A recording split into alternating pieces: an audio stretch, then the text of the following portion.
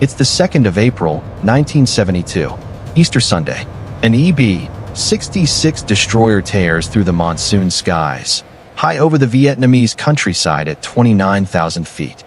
The navigator is Lieutenant Colonel Iceal Gene Hambleton, 53 years old, and his mission is to escort a cell of 3 B-52 bombers headed for the Ho Chi Minh Trail. His job is to gather signals intelligence, identifying North Vietnamese anti-aircraft radar so the bombers can jam it and fly safely through. Hambleton is escorted by a second EB-66, call sign Bat-22, and protected by a flight of F-4 Phantoms flying nearby with missiles that can lock on and destroy enemy radar. As they approach the demilitarized zone, he hears chatter come over the radio. The anti-aircraft fire below is far more intense than anyone expected. SAM warnings. Multiple launches. He presses on. The EB-66 crew has successfully pulled SAM brakes more than 100 times before. Violent turns and dives designed to throw off pursuing missiles. Fortunately, the SA-2 missiles guidance system fails at about 2 GS, while the EB-66 can pull 5 GS in its avoidance maneuver. So far, this technique has worked on every mission. That is, every mission until this one. On the ground, the largest combined arms offensive of the entire Vietnam War is in its third day. 30,000 North Vietnamese troops from the 304th and 308th Divisions have poured across the DMZ, supported by 150 Soviet tanks, 75 anti-aircraft vehicles, and the heaviest concentration of anti-aircraft weaponry of the entire war, including the advanced SA-2 surface-to-air missile. The Piavian 365th Air Defense Division is waiting for him. Sweep the skies. The battery commander orders, and a fan song targeting radar comes to life. It's on. They fire 2 volleys of SA-2 missiles at the American planes. The EB-60 SIXS successfully thwart the first volley with their electronic countermeasures. I don't see the target, but the North Vietnamese have learned. They point their fan song radar at the B-52s, firing radar-guided anti-aircraft shells. When those miss, they switch tactics. Looking closely at the scope, the crew sees something. I see it. 2 aircraft, high above. Bat-21. They fire 2 more SA-2s optically, launching the missiles first, only turning on the guidance radar after the missiles are airborne, delaying the Americans' ability to detect them. The targets are here. Turn on the guidance. It's on. We have seconds. When the aircraft crew spots the missiles, the pilot assumes they've been fired from north of the DMZ, as usual. He begins a SAM brake to the south, away from the assumed launch direction. But an electronic warfare officer screams, "Negative, negative, the missiles are coming from the south." The pilot flips the plane over on its other wing. But it's too late. I have it. I have it. Tracking confirmed. Launch confirmed. The first missile explodes immediately beneath the aircraft at 29,000 feet. The blast tears into the EB-66. Hambleton, seated directly behind the pilot, makes eye contact with him. The pilot gives the signal, eject. Hambleton grabs the ejection handles and pulls. In the blink of an eye, his seat rockets out of the dying plane. A moment later, a second SA-2 slams into the aircraft. It explodes. The entire EB-66 is blown apart, illuminating the monsoon sky a fiery orange. The 5 other crew members, Pilot Major Wayne Bolt, co-pilot Lieutenant Robin Gatwood, and 3 electronic warfare officers, are unable to eject. Their bodies will never be found. For one long, almost eternal moment, Hambleton free falls through the air, strapped to his chair. He's barely conscious, wounded. Shrapnel from the explosion has cut into his body, a finger is ripped open, and 4 vertebrae are compressed from the violence of the ejection. But then, he feels the tug of the opening parachute, and sees the burning wreckage of Bat-21 tumbling away into the clouds below. The violence of the exploding aircraft is replaced by a total calm. Hambleton breathes heavily as he takes it all in. He's alive, the only one. But then another thought hits him. He's descending into the middle of 30,000 North Vietnamese troops. He looks down.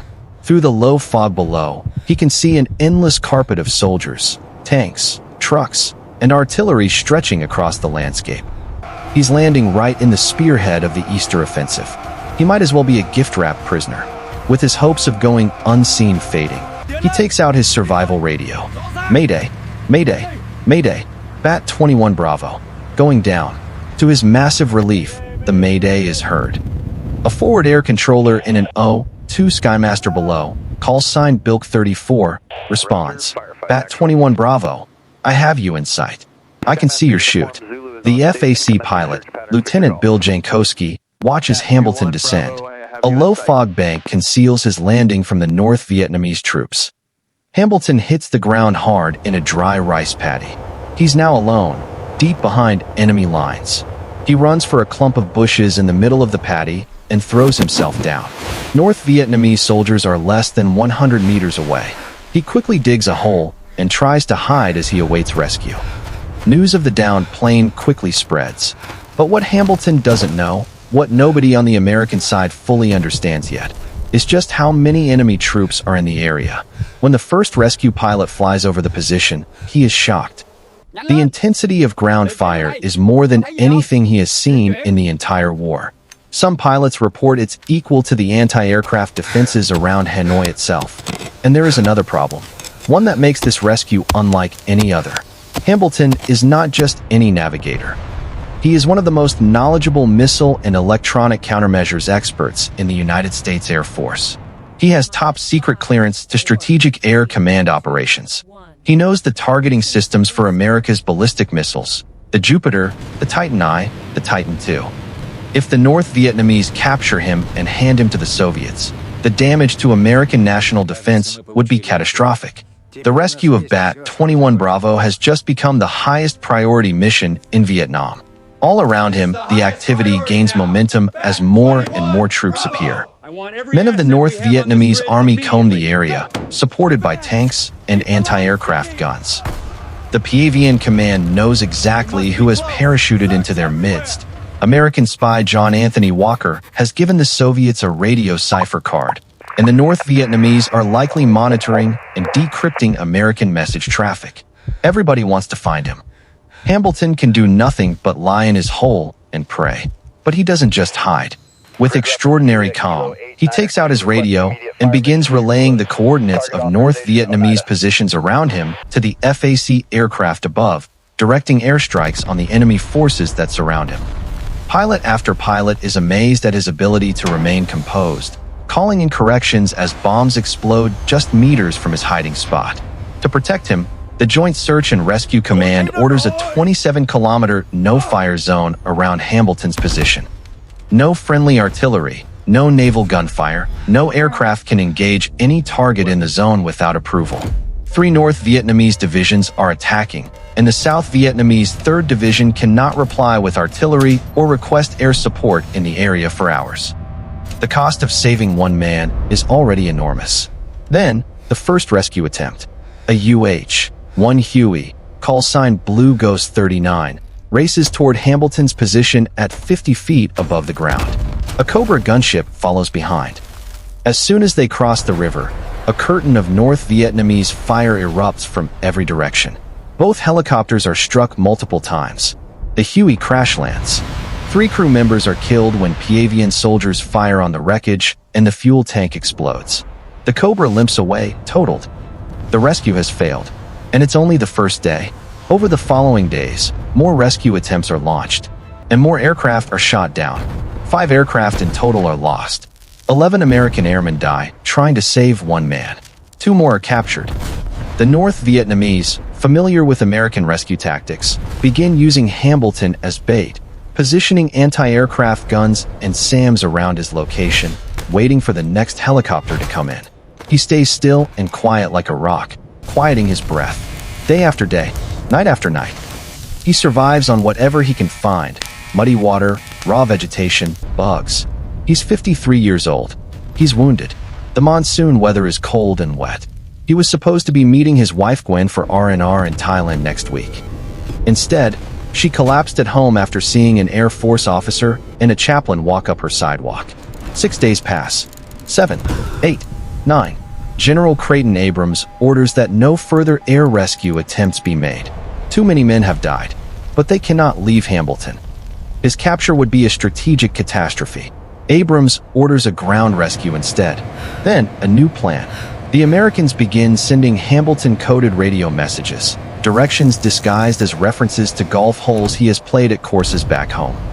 Hole by hole, he decodes the messages and begins moving toward the Cam Lo River. The North Vietnamese are monitoring the radio, but they can't crack the code. After 11 days of evasion, Hambleton reaches the river pickup point. He radios in, "I'm at the river." He's barely alive, weak, delirious, covered in filth. But he's there. On the night of April 13th, Navy SEAL Lieutenant Thomas Norris and South Vietnamese Commando Petty Officer Nguyen Van Kiet disguise themselves as local fishermen. They climb into a sampan, a small wooden boat, and paddle upriver into the darkness, through the heart of enemy territory, past North Vietnamese patrols, past encampments, into the black. They find Hambleton at the riverbank. He's barely conscious. They pull him into the sampan and hide him under bamboo. Now it's a race against time to get back before dawn. They paddle downriver in silence. Then, voices in the darkness. A North Vietnamese patrol spots them. Norris and Kiet paddle furiously, escaping downriver before the patrol can fire. But further downstream, they find themselves cut off by an enemy unit with a heavy machine gun. The sampan drifts to a stop. They're trapped. Norris keys his radio. He calls for an airstrike.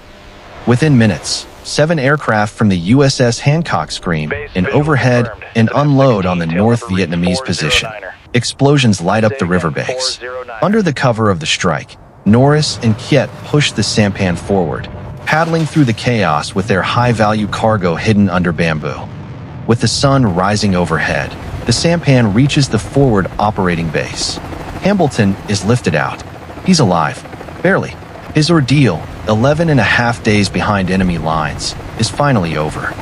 The rescue of Bat-21 Bravo remains the largest, longest, and most complex search and rescue operation in the history of the Vietnam War. When talking about the cost, the numbers are staggering. 5 aircraft destroyed, 11 airmen killed, 2 captured, 9 more aircraft damaged. The 27-kilometer no-fire zone may have cost South Vietnamese soldiers their lives as well, unable to call in fire support against the advancing enemy. For his actions, Lieutenant Thomas Norris was awarded the Medal of Honor. Petty Officer Nguyen Van Kiet received the Navy Cross, the only one ever given to a Vietnamese during the war. Hambleton received the Silver Star, the Distinguished Flying Cross, and a Purple Heart. But the story doesn't end there. For months later, Norris himself was on a mission behind enemy lines when he was shot in the face, part of his forehead blown off, his brain exposed.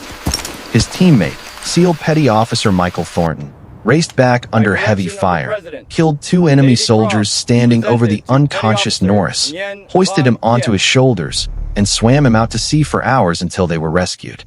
Thornton received the Medal of Honor for saving Norris, making Thomas Norris the only Medal of Honor recipient whose life was saved by another Medal of Honor recipient. Hambleton lived to the age of 85. He always said that if he had been captured, he never would have been taken to Hanoi. He knew too much. The North Vietnamese would have made sure of that. The end of the 20th century was packed with unforgettable military stories. But this one started long before, in the jungles of Vietnam, in a rice paddy, in a hole in the ground, where a 53-year-old navigator with 9 months to retirement decided he was going to survive and go home.